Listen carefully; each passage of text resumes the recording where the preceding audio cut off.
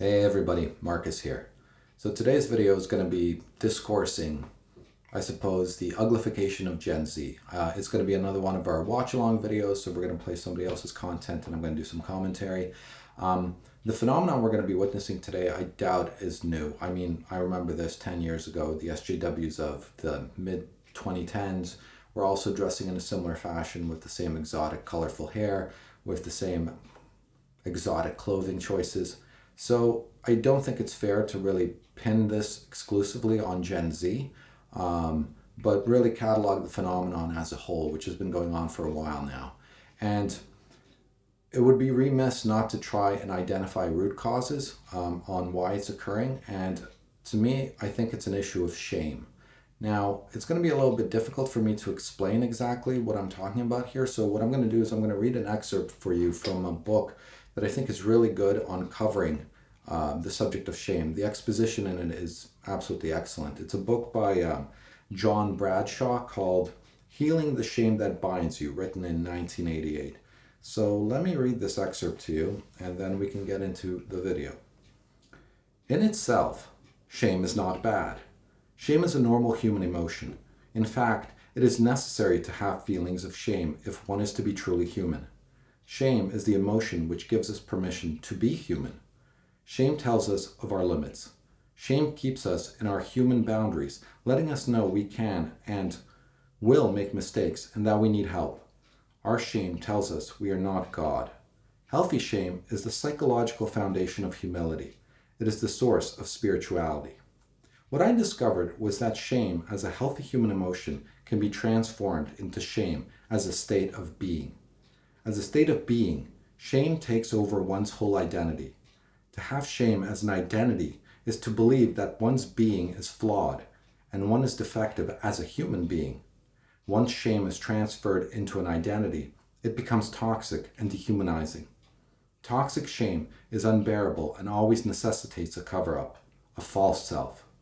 Since one feels his true self is defective and flawed, one needs a false self, which is not defective and flawed. Once one becomes a false self, one ceases to exist psychologically. To be a false self is to cease being an authentic human being. The process of false self-formation is what Alice Miller calls soul murder. As a false self, one tries to be more than human or less than human. Toxic shame is the greatest form of learned domestic violence there is. It destroys human life. Toxic shame is the core of most forms of emotional illness. Gershon Kaufman writes, "Shame is the affect which is the source of many complex and disturbing inner states: depression, alienation, self-doubt, isolation, loneliness, paranoid and schizoid phenomena, compulsive disorders, splitting of the self, perfectionism, a deep sense of inferiority, inadequacy or failure, the so-called borderline conditions and disorders of narcissism." Toxic shame so destroys the function of our authentic self that clear syndromes of shame develop out of the false self cover-up. Each syndrome has its own characteristic pattern. Toxic shame becomes the core of neuroses, character disorders, political violence, wars, and criminality. It comes the closest to defining human bondage of all the things I know. The Bible describes shame as the core and consequence of Adam's fall. In Hebrew, Adam is equivalent to mankind. Adam symbolizes all human beings. The Bible suggests that Adam was not satisfied with his own being. He wanted to be more than he was. He wanted to be more than human. He failed to accept his essential limitations. He lost his healthy shame. The Bible suggests that the origin of human bondage, original sin, is the desire to be other than what one is, to be more than human. In his toxic shame, pride, Adam wanted a false self. The false self led to his destruction. After Adam alienated his true being, he went into hiding. And the Lord God called unto Adam, "Where art thou?" And Adam said, "I heard thy voice in the garden, and I hid myself." Before the fall, the man and the woman were both naked and were not ashamed.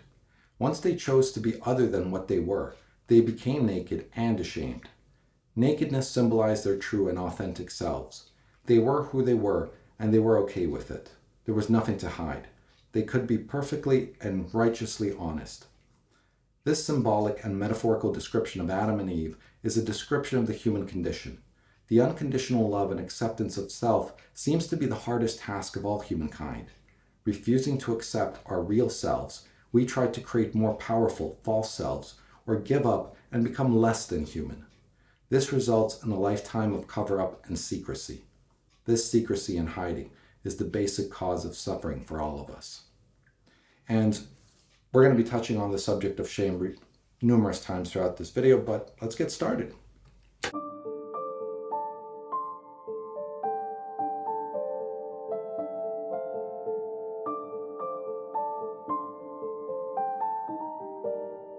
The patriarchy. Hey guys, it's Misha and welcome back to my channel. So something I think we've all noticed by now is that there's a certain look to these woke social justice warriors, certain clothing and hair and makeup, and there's a reason that we have this stereotype of a blue hair feminist, because a lot of them do look like that. This is what the patriarchy looks like. Men, women. And today I want to explore why that may be, because in the beginning I thought, these people just want attention, they want to look unique, or they might be looking for a fight even, which happens a lot. And that is definitely part of it, but I think there's something else going on, and I've heard a lot of young women in Gen Z especially talk about this, and that is the attempt to move away from the male gaze, which in feminist theory is when males tend to objectify women, and so it's oppressive.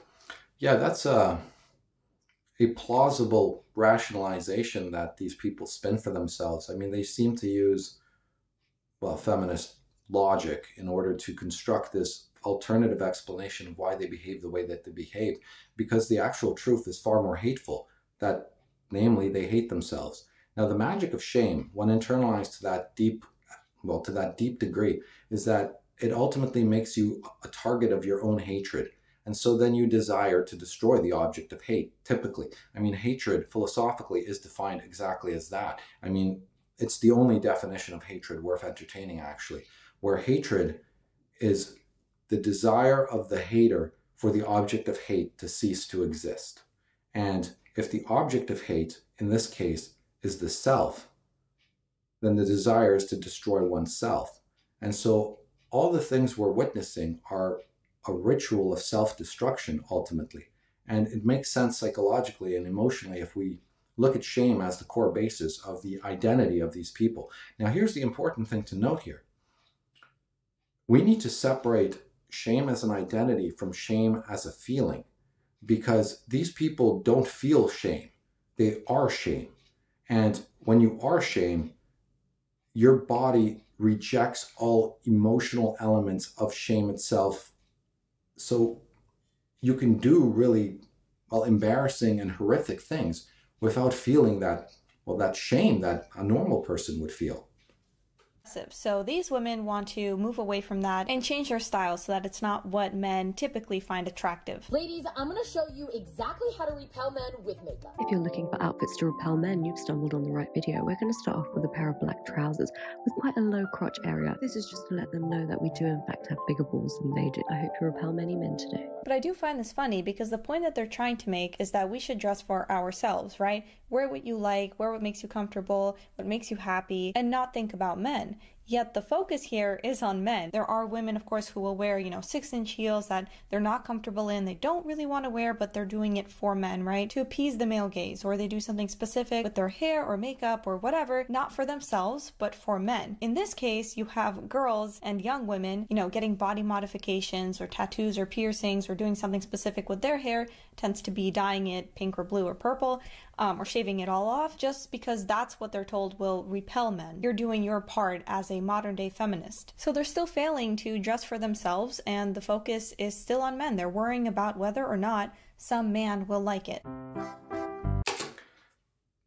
What's really interesting about this phenomenon is that in no way will it actually stop the quote-unquote male gaze from occurring. It seems to me more like a form of revenge, because if such a thing does obtain ontologically as the male gaze, it can only obtain really as the phenomenon of males' general desire towards women. I mean, when we see a woman, as a man, we kind of just look at them to assess them based on our instincts. So that's really it. And when we see a woman like this, who dresses in this hideous manner, we're still going to look at her, we're still going to assess her, and then we're going to look away, which we tend to do as a matter of fact for all women, even if they don't dress like this. Most men don't stare, and we do look. So we're not going to stop looking.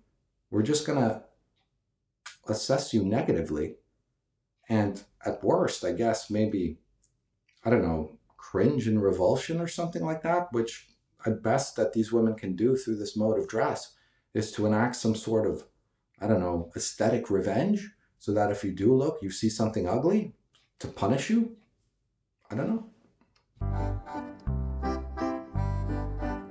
They are opting for more of an androgynous look. And there is, of course, the body hair movement, which, listen, I don't think it's a big deal. If you don't want to shave, don't shave. If you want to shave, shave. But they think that it's brave and empowering to show off their body hair, you know, their armpits or their legs, and they'll post it anywhere but on their head, of course. Call it a little quirk, if you will. I have hair in my armpit. I have it there for a few reasons. 1, lazy. 2, the patriarchy. And 3, your response to them tells me everything I need to know. And then they get applauded for it. They even expect likes and comments from all these other girls, you know, saying that they are stunning and brave for having body hair, for not shaving. But then they also get really upset when men don't want to date them because they may have a preference. But if they have that preference, then that's misogynistic, of course. Which is... Yeah, they're living in bad conscience. And Nietzsche spoke about this. Their inner belief structure doesn't work because their rationalization of fighting the patriarchy is not sensible. It's the shame. The shame is the core thing that's governing their behavior. It's something that they don't even want to acknowledge within themselves, but it's there. It's there continuously haunting them, and they repress it through this externalized mutilation of their aesthetic and their skin through tattoos and their hair, like anything that they can cling to, they make ugly, they destroy out of this innate desire for self-destruction. But they're still human, they're still female, so they still crave men. And they build up this situation where they desire men to look at them in the way that they're intentionally orchestrating their appearance to prevent. So, nonsense. silly. Women have preferences too. Some women don't like men with beards, for example. That's fine. But when men have preferences with body hair or facial hair or whatever, that's a problem. But again, I don't think there's anything wrong with these women saying that they don't shave, because a lot of women are expected to shave like every single inch of their body. I'm just not convinced that a majority of these women are doing it for themselves, because it's not considered stereotypically feminine, right? And same with the trend of being heavily tattooed or a lot of piercings, having no hair or colored hair, doing anything to go against the beauty standards. Now, of course, these trends are always changing, and I do believe that freedom of expression is important, but I do have 2 points that I want to discuss. And the first... But they're not expressing anything. There's no message there. The only message I can infer from this sort of behavior is a cry for help, which in a way it actually is. I mean, I highly doubt that these people actually know what they're doing and what their inner motivations are. They have a story that's been given to them that kind of makes sense, I suppose, if you twist logic around quite a bit. Well, they need an accounting of why they're doing it, obviously, and this is a good escape mechanism. It's much better than acknowledging that you hate yourself deeply to your core. This one is when these people from Gen Z, they'll post this and they'll say, well, this is so unfair that I can't find work, right? This is my style and I should be able to find a job, but it's really difficult. But there are things that are expected of you at the workplace, and one of those things is being dressed appropriately for both men and women, whether that's, wearing a suit and a tie or a clean dress shirt. Instead, they want to look like a teen going through some emo phase, and then they're confused why employers won't hire them. You have to be professional, otherwise the workplace would look like a circus. And the other point is that this style is unlike the, let's say, goth or emo teens expressing themselves, because this style has a lot of connection to specifically gender ideology. Here is a non-binary fashion tip that is not going to be for everyone. Get down with dressing weird. Pro tip for trans women, get a f***ing face tattoo, cause this cured my f***ing dysphoria. When I look this f***ing cool. Yeah, I don't think so. I'm speculating here that maybe these acts of body mutilation, because that's the best way to describe it, operate in a similar way to how cutting works for cutters, is that it relieves the pain for some short period of time, and then you need to repeat the exercise in order to continue to get the same effect. However, as you continue to repeat, you need to go more and more extreme to get the same effect, much like, you know, a junkie needs to up his dosage. So yeah. Cool, bro. You betcha. Are you with Embo? So someone will post this style and get a bunch of comments saying, you look great, I love how you look non-binary, right? You have that look to you. And then they start out, you know, as a tomboy or feminine man. You check back a few months later and they're getting top surgery, irreversible surgery, because they get all these comments saying you look amazing, and then they get pushed into that direction of getting surgery. I definitely felt the same way.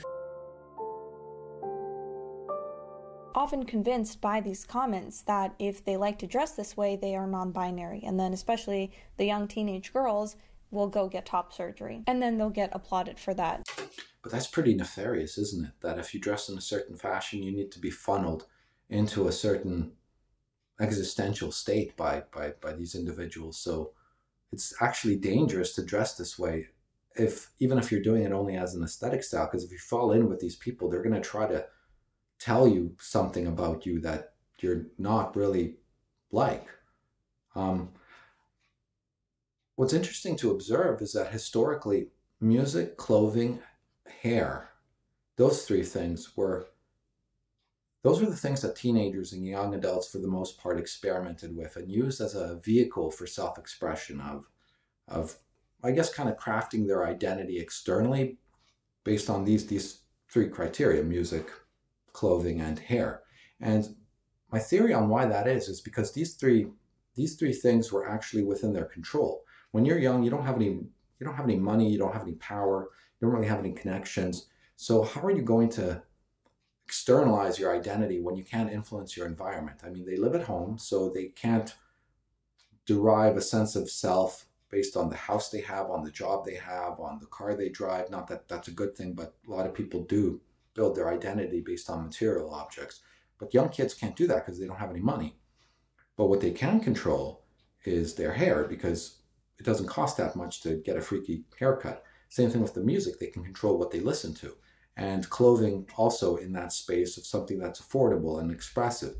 And then once you kind of enter the adult world and start getting some cash and some life experience, you swap these objects which were relevant to you in the past for something else. Now it becomes an issue of status related to your occupation, maybe related to how much you earn, maybe that you have a family, you know, maybe that you travel. You pick other objects or experiences or phenomena in your life upon which you externalize your identity. But until that point where you gain that level of control, it seems to be that those three things have always been the case and will continue to be the case into the future.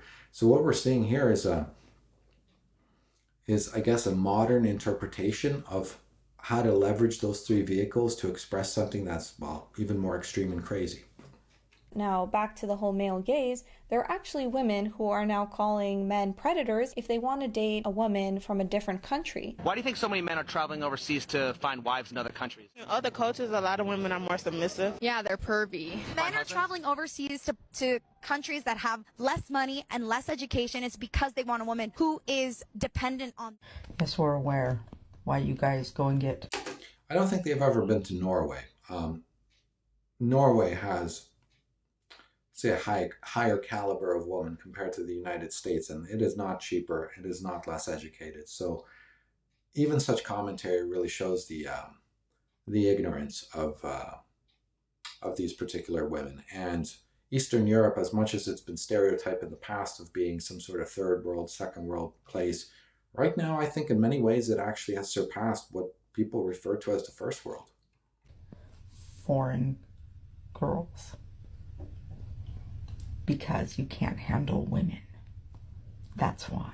And this whole thing is so offensive and ignorant, because basically what they're saying is that if a woman is not from the US and she's not woke, then she is uneducated, she doesn't have opinions of her own, and she can't be outspoken, and that's why men go for her. So the Western women think they are superior because they are empowered and awake, right? It's the women from other countries who are educated and can be just as outspoken and have opinions and actually can still look normal, which a lot of people here in the US seem to struggle with. So can you blame men if they going back to the issue of shame, they look normal because they don't carry that identity of shame in other places. So if we think about externalizing your appearance as a whole, I think too many people invest their identity into their appearance.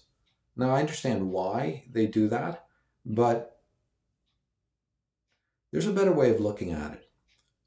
Your appearance has an impact on the way you're perceived and the way people behave in relationship to you.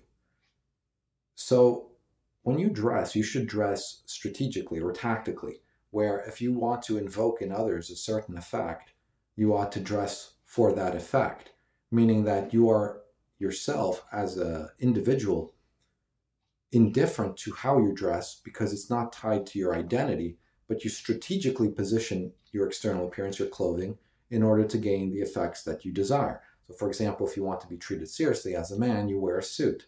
Now, you may not like wearing suits, you may be a surfer type, but if you want to invoke that sort of effect, you probably ought to put on the costume that will generate that effect.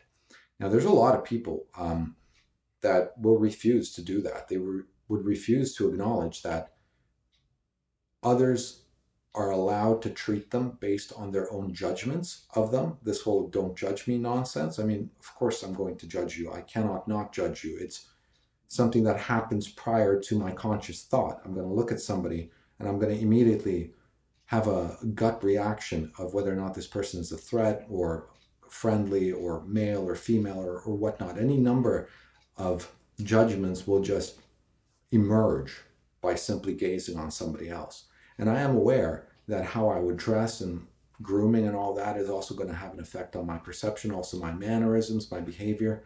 So crafting that to best suit you for the ends that you're striving to achieve by acknowledging that other people will judge you and counting on it that they're going to judge you so that you can predictably dress and receive the reaction that you desire, it makes a lot of sense. And then decoupling your identity from your appearance, meaning that I don't express who I am through my clothes. I use my clothes to attain a certain end, a certain reaction for myself.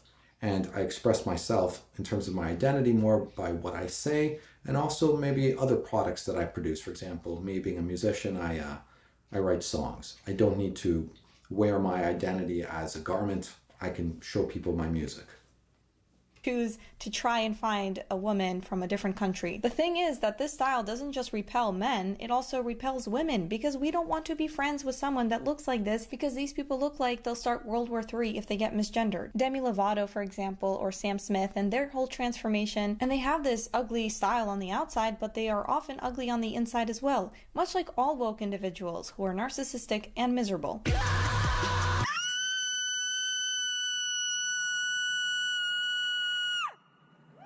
Why don't you explain to me why what I'm doing is wrong?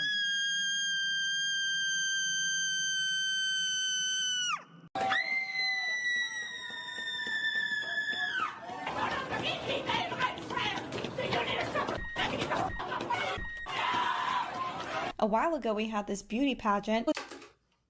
That chick should join a black metal band. I think she would fit in quite well, and that voice, it would work for her. Was born male and won. Maybe they have an amazing personality, maybe they're really funny and an awesome person, but this is a beauty pageant. We are lying to ourselves and to other people. All throughout history we can recognize real beauty. If someone from the past or someone from the future came to this phase and this trend of the social justice... Ooh, that's a dangerous claim, because if we can recognize real beauty, it's implicitly implied beauty is objective, which I don't know if she would agree with, but that's definitely entailed on what she's saying.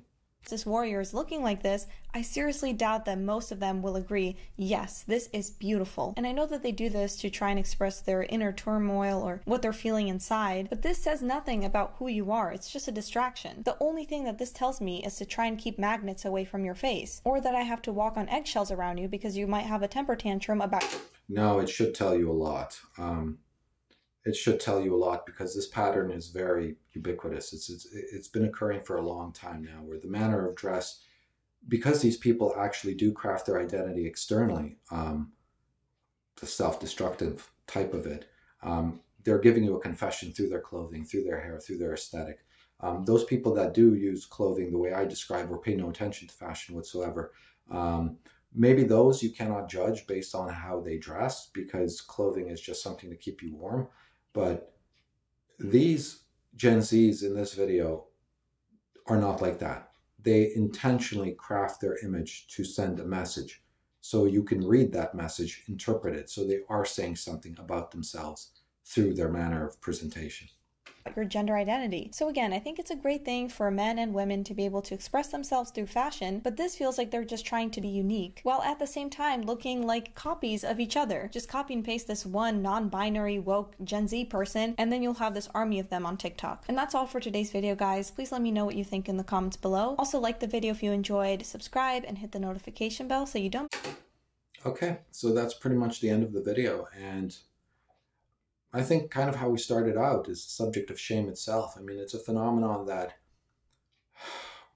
isn't really spoken about much on YouTube itself, because I think it does require an element of insight into the psychology of what's going on, a deep dive that you can't really get unless you focus on reading a great deal of material that kind of covers those subjects. I mean, having myself covered Nietzsche for the last 10 years or so in my own learning has given me a good basis for understanding psychological phenomena and the thinkers that followed Nietzsche, because most of the psychologists that we would know, like Jung and Freud, were heavily influenced by Nietzsche. And then reading Jung, you start seeing his influence in the works of somebody like John Bradshaw here from the quote that I read, is a further continuation of the same line of thinking. So there is a good deal of material you kind of need to have in mind when evaluating these sorts of phenomena, which I don't think your typical YouTuber would really have. And the ones that would have would be kind of on the clinical side, and they don't appear to be making videos.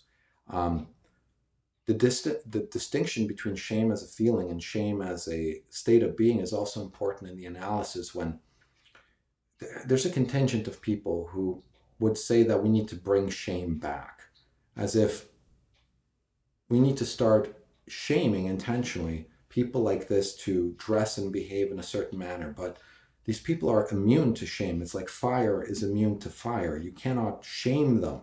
They are shame. You're just giving them what they already are. It doesn't work. What would potentially work, and it's not something that anyone external to them can really impose on them, but if you're somebody who relates to the characters in this video in any capacity, what I would recommend is really asking yourself where the bad conscience, and there always is a feeling of bad conscience, meaning that there's an inner conflict within the person. Like this woman was saying, these people know that they're dressing ugly. I mean, they know. They will not express it publicly, but they know.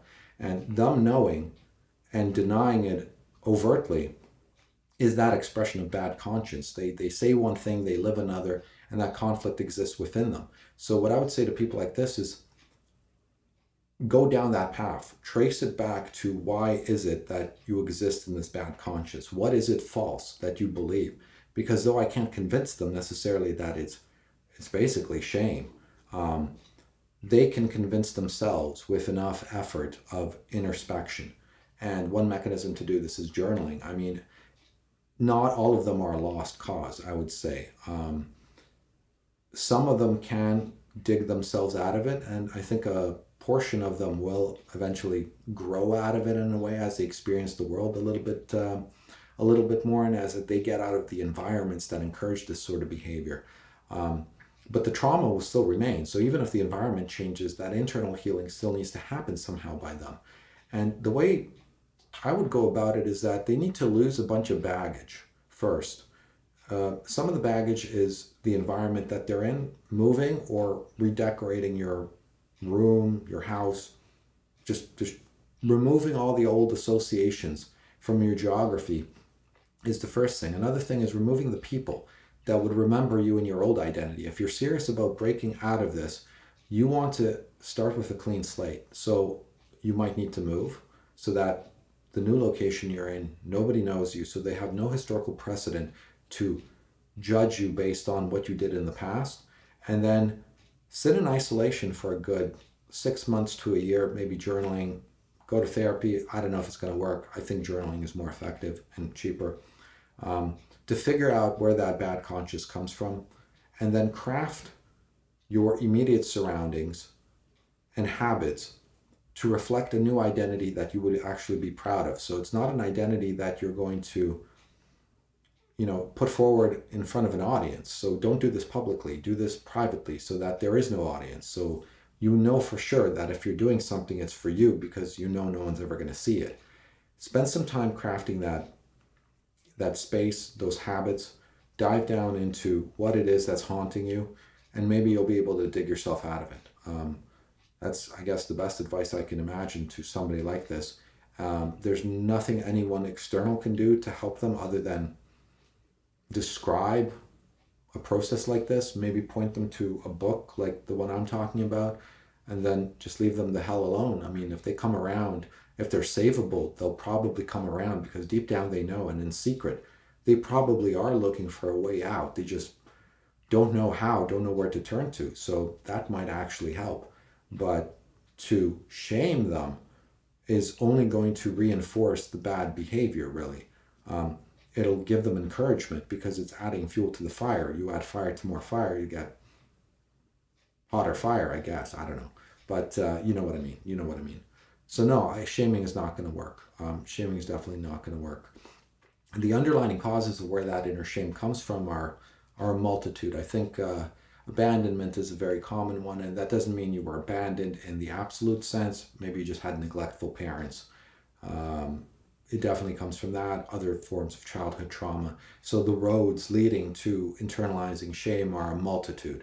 So you can't say, oh, because this one thing happened, therefore this phenomenon emerges in everybody. No, there's a multitude of reasons. But it all seems to funnel that the trauma, whatever version it took in childhood, funnels into an identity of shame and then funnels outwards into externalized markers of it, like the book was saying, perfectionism being one of them. Not all of them are extreme like this. So there's people living with this shame identity that seem kind of normal. This is just a visible external version that doesn't seem normal, but there's a lot of kind of normal people.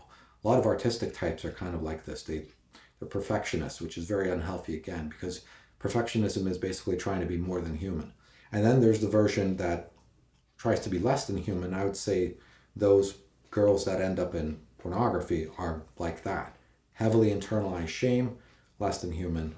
Then they engage in activities that intentionally and publicly humiliate them, which is filming such movies. So yeah, this is a pretty deep and complex subject, but I think I'm going to wrap up for today. So hope you liked it. Thanks for listening. Go team.